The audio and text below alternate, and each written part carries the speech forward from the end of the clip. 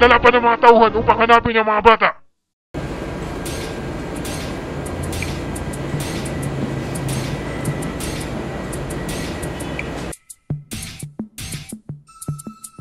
Manong Mama, nakita mo ba si Professor Rustom ang gumawa ng sanlibutan? Si Professor! Dumasa dito kanina lang! Hinahabol siya ng mga kawan na Emperor! Ha? Hindi maaari. Master Takwa, malamang nadakip na si Professor Rustom para makabalik na rin siya sa kanilang mundo. Sandali! Huwag niyo iwan dito! Masyadong delikado sa loob ng imperyo. Pero ayoko mag-isa dito. Tayo na! Medyo malapit na yung imperyo mula dito. Andito na tayo! Wow! Ang laki! Tayo na! Lilinisin ko ang dadaanan nyo. Maligayang pagdating sa inyo, Takwa, Norton, at ang mahal kong nilalang mula sa mundo.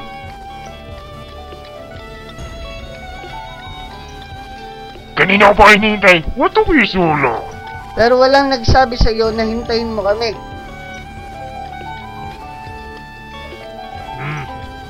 Ganun pa man, masaya ako at kumpleto tayo muli, hindi ba? Ha? Ha? Professor Rustom!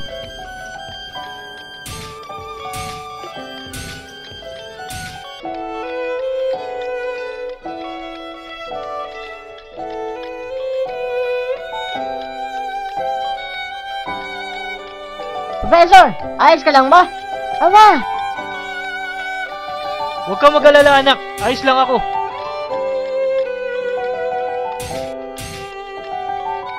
Ngayon, Profesor! Maaari mo bang sabihin kung paano makakapasok ang mga Dimitron sa tunay na mundo?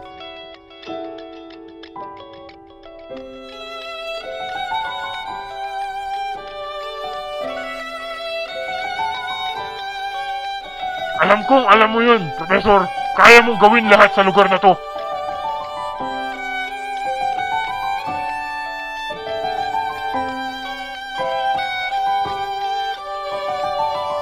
Tumigil ka na, Razor!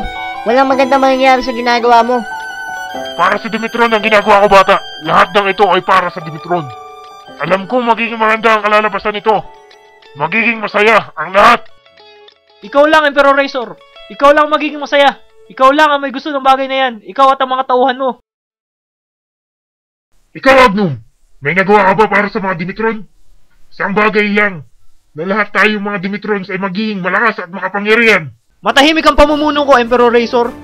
Pero walang lumalakas, at lahat ay mahihina. Yan ba ang sinasabi mong paghahari? Ngayon, Profesor. Sabihin mo na kung paanong... Hindi mo pa rin ba naiintindihan? May iba pang mas importante sa pagiging malakas at makapangyarihan. Hindi lahat ng lumalakas ay sumasaya. Kagaya mo, Emperor Razor. Hindi ka kontento sa kapangyarihan mo. Naghahanap ka pa ng kapangyarihan para makalamang sa ibang Dimitrons. Naging masaya ka pero hindi mo alam na may nasasagasaan ka na. Gusto mong pasukin ang mundo ko para maging makapangyarihan? Mabibigo ka lang dahil madami na sa amin ng sobrang makapangyarihan kagaya mo. Pero patuloy pa rin naghahanap. Patuloy na tinatapaan ng mahihina.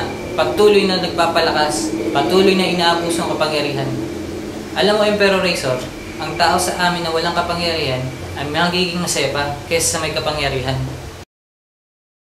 Paano mangyayari yun? Simple lang. Dahil simpleng bagay lang ang makapagpasaya sa kanila. Ano mo ngayon?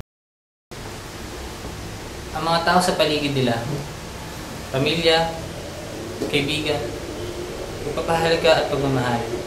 Siguro, yun ang mas importante higit sa sinasabing pagiging malakas at pangpangyarihan. Sa buong buhay ko, wala akong hinangad kung hindi kapangyarihan para maging masaya ako. Siguro, tama ka. Ngayon, naiintindihan mo na kung bakit tahimik lang ang pamumuno ko. Pinipilit kong walang matapakan at malamangan. Oh, sige, panalo na kayo. Ibabalik ko na sa iyo ang imperyo, Agnum. Yay! Yahoo! Saan ka pupunta, Emperor Razor? Maaari ka uling maging general ng aking imperyo. Salamat, Ari. Pero gusto kong subukan ang sinasabi ng bata. Susubukan kong maging mahina para maramdaman ko ang pagiging masaya. Paalam.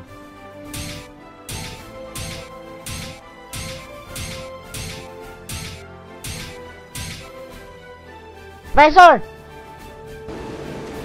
Professor, paano makakabalik sa amin?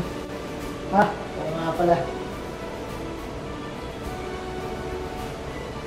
Kung ganun, aalis ka na. Sa katawan ko na lang. Huwag mo kaming kakalimutan. Nagpapasalamat ako dahil dumating ka. Naligtas mo ang Dimitron. Masaya ako nakilala ko kayo, Takawan. Oo nga pala si Scotty. Hanggang sa muli. Ah!